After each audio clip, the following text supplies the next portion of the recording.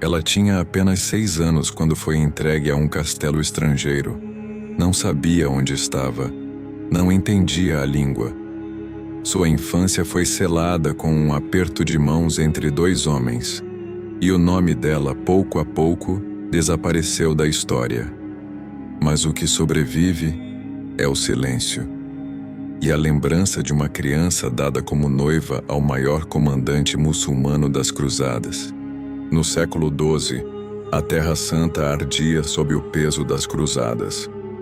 Desde o final do século anterior, cavaleiros cristãos marchavam do Ocidente com o pretexto de libertar Jerusalém.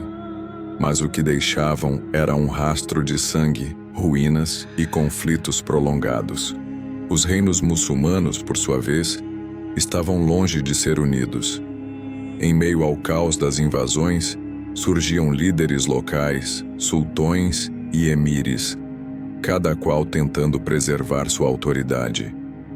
Entre eles, 2 nomes se destacavam como forças opostas: Nur ad-Din, sultão de Damasco e Alepo, e seu antigo subordinado, o agora influente general Saladino. Saladino havia servido Nur ad-Din com lealdade, ao menos no início. Era visto como estrategista brilhante, homem de fé e condutor do povo.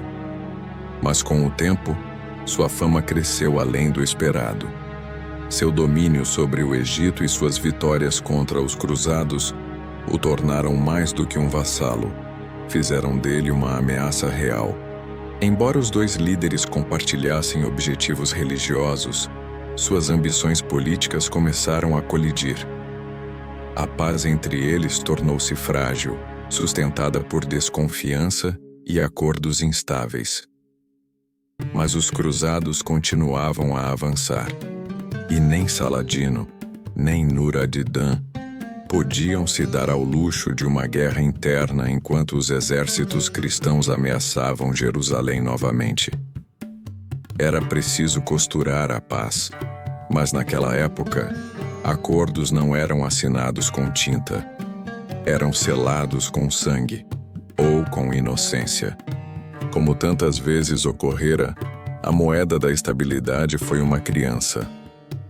Os registros sugerem que o emir subordinado a Nur ad-Din ofereceu sua própria filha como símbolo de submissão e lealdade. Uma menina de apenas 6 anos, entregue como futura noiva de Saladino. O gesto não era visto como cruel, era estratégico e era comum. Naquele mundo, tratados não duravam, mas alianças forjadas com corpos vivos pareciam mais difíceis de quebrar. E assim a infância de uma menina virou ponte entre 2 impérios prestes a colidir. O nome da menina jamais foi registrado com clareza. Alguns cronistas muçulmanos a mencionam como Fátima, outros apenas como a Pequena Enviada. O que se sabe é que era filha de um emir leal a Nur ad-Din, que, para manter sua posição, ofereceu a filha em aliança. Ela tinha cerca de 6 anos. Mal começava a entender o mundo à sua volta. Ainda dormia com brinquedos feitos de pano e terra. Ainda pedia colo. Ainda chorava por estar longe da mãe. E, de repente, foi retirada do palácio onde nascera e colocada numa caravana rumo a Damasco. Não como prisioneira, mas como presente. A corte de Saladino era diferente de tudo que conhecia. Era vasta, silenciosa, com longos corredores de pedra fria e servas que falavam línguas estranhas. A menina não compreendia por que estava ali, apenas que não podia voltar, que devia ser obediente, que representava algo maior. Ela foi entregue à ala feminina do harém, um espaço reservado não apenas para as esposas e concubinas do sultão, mas também para as mulheres da nobreza, damas de companhia e educadoras religiosas. Lá, passou a viver sob a tutela de amas e governantas, que lhe ensinaram o idioma árabe, a etiqueta cortesã, a prática da oração e a postura silenciosa de quem sabe seu lugar. Apesar da natureza do harém, é importante ressaltar: Saladino era conhecido por seu respeito à fé e à honra. Os registros indicam que nunca tratou a menina como esposa, mas sim como símbolo, viva sim, mas ainda assim um instrumento político. No entanto, o que significava para uma criança ser noiva de um homem com quase 50 anos? A dúvida pairava mesmo entre as servas. Ninguém ousava falar sobre o futuro, mas todas sabiam que a menina não era ali uma convidada. Era uma oferenda viva. Ela comia sozinha, rezava sob os olhos atentos das damas mais velhas e dormia em um leito de seda, embora seu coração clamasse por terra firme e mãos familiares. O tempo passava, mas a infância parecia não passar. Em raros momentos, relatos sugerem que Saladino visitava o harém e lhe oferecia doces ou livros sagrados.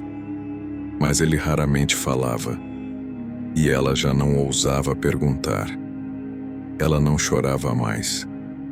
Apenas olhava pela janela e contava estrelas. O tempo para uma criança isolada é cruel. Lentamente a menina passou de visitante à sombra. Seus passos eram contidos, sua voz treinada para o silêncio. A cada manhã, vestiam-na com roupas bordadas em fios de ouro, mas ela continuava sentindo frio. Damasco era uma cidade viva, cheia de mercados, torres e murmúrios, mas a ala do harém onde vivia era como um mundo à parte, sem risos, sem liberdade, sem cor. Havia regras para tudo, como sentar, como comer, como baixar os olhos quando um homem se aproximasse, mesmo que à distância. Ela aprendeu a rezar em árabe, ainda sem entender o que as palavras significavam. Memorizava trechos do Alcorão com a voz trêmula, enquanto uma ama observava suas mãos. Aprendeu também que perguntas eram perigosas, que a obediência era a única ponte para a sobrevivência.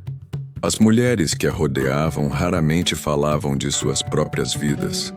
Tinham nomes que mudavam conforme o humor da corte. Algumas eram gentis, outras distantes, mas todas sabiam que aquela menina não estava ali por vontade e também que não sairia dali tão cedo.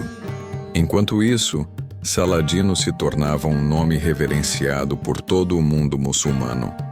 Vencia batalhas, recuperava territórios, inspirava canções e temores. Mas a pequena noiva, mantida como símbolo da aliança passada com Nur ad-Din, seguia esquecida em um quarto com grades de ouro. Os anos passavam, ela crescia, mas não era tratada como jovem e tampouco como mulher. Era apenas um corpo presente, um lembrete, um acordo encarnado. O olhar das servas evitava o dela, talvez por culpa, talvez por medo. Um manuscrito árabe, escrito por um historiador de Damasco décadas depois, descreve a menina como silenciosa como o luar que toca os corredores do harém, e diz que, às vezes, ela se ajoelhava diante da porta e esperava por algo que nunca vinha. Em uma tarde de verão, ao ver pela primeira vez uma flor brotar entre as pedras do pátio, ela teria sorrido. Mas o sorriso durou pouco. Uma das amas mais velhas a repreendeu, dizendo que flores não mudam o destino. E desde então, nunca mais sorriu de verdade. Ela já não lembrava o som da voz da mãe, nem o cheiro do palácio onde nasceu. A menina era agora um retrato suspenso entre a infância e o esquecimento. E Saladino, mesmo honrado, mantinha o silêncio. Enquanto a menina crescia em silêncio, os homens que decidiram seu destino jogavam xadrez com reinos inteiros. A aliança entre Saladino e Nur ad-Din, selada com tanto esforço e com a promessa viva daquela criança, começou a ruir. Suspeitas se espalhavam pelos salões do poder. Conselheiros sussurravam que Saladino era ambicioso demais, independente demais, forte demais para continuar sob a sombra de seu antigo mestre. E quando Nur ad-Din morreu subitamente, os laços se romperam de vez. Saladino passou a comandar sozinho um império em expansão, unificando as forças muçulmanas sob sua bandeira, preparando-se para recuperar Jerusalém dos cruzados. Em meio à glória crescente, a menina que um dia fora símbolo da submissão de um emir subalterno tornou-se inconveniente. Ela era filha de um homem agora esquecido, acusado de traição post-mortem. Seu nome, sua linhagem, sua utilidade política evaporavam. Os papéis que a envolviam começaram a sumir dos arquivos. As promessas feitas à sua mãe jamais seriam cumpridas. E ninguém ousava mencionar seu nome nos corredores do palácio. Saladino, segundo os poucos registros preservados, não a maltratou, mas também não a libertou. Seus conselheiros sugeriram que a afastasse discretamente da corte, pois sua presença já não servia ao prestígio do trono. Ao contrário, era um lembrete incômodo de um pacto antigo com um aliado agora enterrado. E assim, a jovem foi enviada a um ribá, um tipo de mosteiro fortificado onde mulheres piedosas e esquecidas pela corte levavam vidas de reclusão religiosa. Lá, ela trocou os tecidos bordados do harém por mantos simples. As paredes frias substituíram os corredores dourados. A última lembrança de infância foi trancada junto com sua liberdade. Não houve cerimônia de despedida. Nenhum mensageiro partiu para avisar a família que nunca mais veria. Nenhuma oração em voz alta. A partida da jovem não foi registrada como evento, apenas como silêncio. No ribat, ela passou a responder por outro nome. Seus dias eram marcados por orações, cópia de manuscritos e longos períodos de jejum e penitência. Ninguém sabia de onde viera. Ninguém perguntava. Era mais uma sombra entre tantas outras, todas com olhos cansados e bocas caladas. Alguns monges franciscanos que transitaram pela região escreveram anos depois sobre uma mulher de fala doce, mas olhar ausente. Diziam que ela raramente dormia e passava as noites sentada junto à janela, olhando a lua, como se buscasse uma lembrança que já não conseguia alcançar. Assim, a noiva de Saladino desapareceu da história. Não com morte, mas com esquecimento. A corte esqueceu. Os cronistas omitiram. Mas uma mulher se lembrou. Décadas após a partida silenciosa da menina para o ribat, uma serva idosa rompeu o silêncio com palavras escritas à mão em um pergaminho escondido. Ela se chamava Samira e durante anos foi responsável por cuidar da jovem no harém de Saladino. O que escreveu não eram registros oficiais, mas memórias pessoais, carregadas de tristeza, ternura e culpa. Samira não era uma historiadora, mas suas palavras atravessaram o tempo. O pergaminho, encontrado anos depois por monges franciscanos durante a pilhagem de uma biblioteca islâmica, descrevia detalhes que nenhum outro documento preservou. Ela recordava que a menina, cujo verdadeiro nome já não ousava escrever, nunca chorava. Nem quando foi separada da mãe, nem quando dormia sozinha, nem quando via outras crianças brincarem atrás das cortinas. O silêncio da criança não era paz, era trauma petrificado. Acordava sempre antes do nascer do sol, escreveu a serva. Ia até o terraço e olhava para o norte, como se os ventos pudessem trazer de volta o cheiro da casa. Samira disse que, mesmo sem entender os rituais da corte, a menina tentava se curvar com elegância, sorrir com doçura, aprender os versos sagrados, não por fé, mas por medo de ser punida. Com o tempo, as outras mulheres do harém passaram a evitá-la. Ela era vista como um símbolo político, não como uma igual. Ninguém queria estar perto da lembrança de um tratado antigo. A menina cresceu rodeada por vozes, mas não por afeto. Samira contou que, certa noite, a jovem perguntou: "Quando vou poder voltar para casa?" A serva não respondeu, apenas segurou sua mão.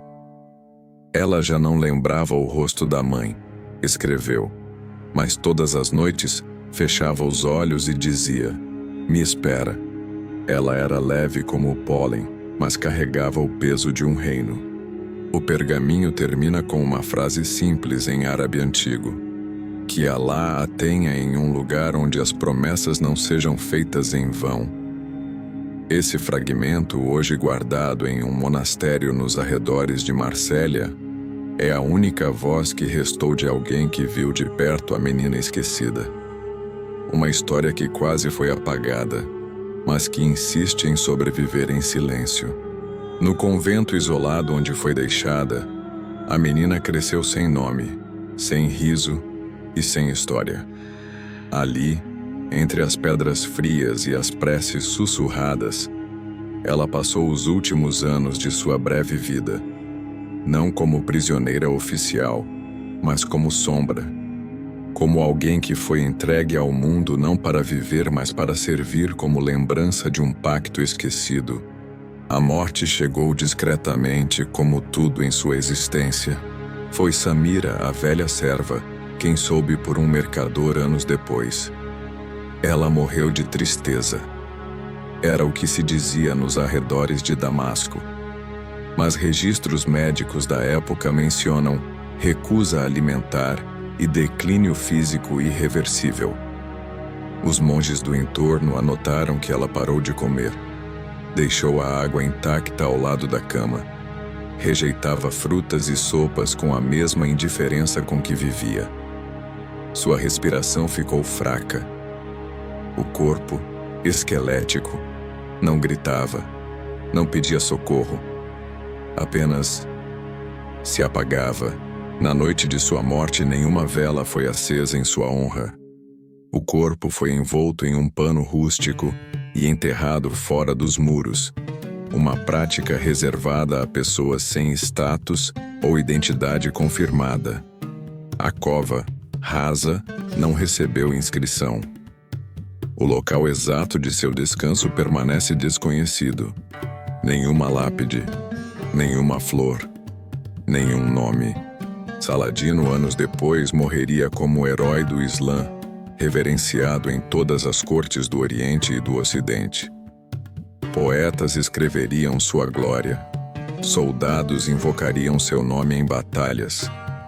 Mas a criança que um dia lhe foi oferecida como símbolo de paz foi esquecida, ou quase. Fragmentos da sua vida, como o pergaminho de Samira ou as anotações silenciosas dos monges, ainda ecoam para quem souber procurar. E se sua história chegou até nós, foi porque, mesmo invisível, ela existiu. E isso já é por si só um ato de resistência. A história da menina oferecida como noiva a Saladino poderia ter sido varrida da memória, como tantas outras vidas usadas e descartadas por dinastias e impérios. Mas fragmentos resistiram, relatos apagados, memórias orais, pedaços de pergaminhos preservados mais por acaso do que por intenção. Ela não teve estátua, retrato ou canção. Não venceu batalhas, não herdou tronos, não deixou descendentes. Mas sua existência silenciosa escancara uma verdade que muitos preferem esquecer. Em guerras entre homens, os corpos das mulheres e das crianças sempre foram os primeiros a serem negociados. Hoje, quando falamos em alianças, tratados e conquistas, é fácil lembrar dos grandes nomes: Saladino, Ricardo Coração de Leão, Nur-Adã. Mas por trás de cada tratado, havia também uma vida anônima entregue como penhor. Um rosto apagado, um nome jamais pronunciado. A menina que viveu e morreu sem escolhas representa todas as vozes silenciadas pela história. Ela foi símbolo de um pacto, moeda de um império, espectro de uma infância arrancada. E talvez nunca possamos saber seu verdadeiro nome. Mas podemos lembrar do que ela representa. Porque enquanto houver alguém disposto a contar sua história, ainda que em fragmentos, ainda que em sussurros, ela nunca estará totalmente esquecida.